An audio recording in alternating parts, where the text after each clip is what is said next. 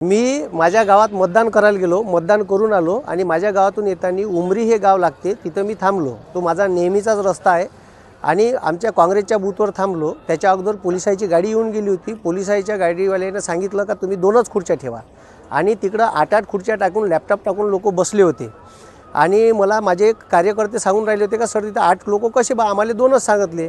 मग मी त्याचं ऐकलं। मग मी इथे PI कापडे साहेब यायला फोन केला तर ते येतो म्हणे आणि तिथं मला गावातल्या लोकांनी सांगितलं का ग्रामपंचायतचा कर्मचारी आशिष म्हणून तिथं बसला आहे, ठीक आहे, लॅपटॉप टाकून। ॲक्च्युली तो पक्षाचा बूथ असल्यामुळे तिथं बसता येत नाही।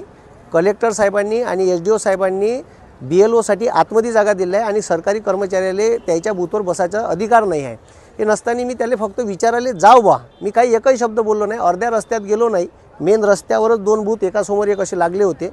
तर सरळ तो गुंडा प्रवृत्तीचा आणि आमदार पंकज भोयरचा पिलांटू सचिन खोशे यानं सरळ आणि त्याच्यावर क्रिमिनलचे बरेचसे आरोप आहे, त्याच्यावर गुन्हे दाखल आहे आणि तो डायरेक्ट माझ्या अंगावर येऊन मला मारहाण करून राहिला, ठीक आहे। मी एकही शब्द बोललोच नाही, म्हणजे मी रस्त्यानं चाललो तर डायरेक्ट माझ्या अंगावर आला, माय बहिणीच्या शिवा दिल्या, ठीक आहे, घाणेरड्या शिवा दिल्या, माझी गच्ची पकडली आणि मला डायरेक्ट मारायला भिडला। म्हणजे मी गफल तिथंच होतो, ठीक आहे। मला माहीतच नाही का हे आपल्यावर हमला करणार का करणार। हे सरळ BJPचे माजलेले जे काही हे लोक आहे पोसून ठेवलेले, पंकज भोयर यांनी पोसून ठेवलेले लोक असे अरेरावी करतात आणि सरळ आणि त्याच्यानंतर बाकीचे लोक गावातले धावत आले तर त्याला म्हणे एकाएकाला पाहून घेईन।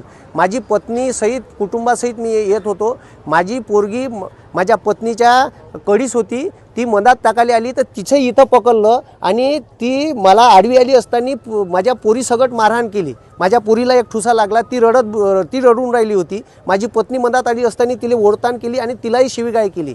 अशा प्रवृत्तीचे लोक इथं महाराष्ट्रात राज करून राहिले आणि या वर्धेतसुद्धा याचा गुंडाराज सर्रास चालू आहे आणि त्याच्यावर एक प्रदेश प्रवक्ता राष्ट्रवादीचा असताना माझ्यावर त्यांनी हमला केला। म्हणजे तुम्ही विचार करा, मी एकही शब्द बोललोच नाही, म्हणजे मी डायरेक्ट रस्त्यानं मधातून चाललोच होतो तर डायरेक्ट माझ्यावर हमला केला।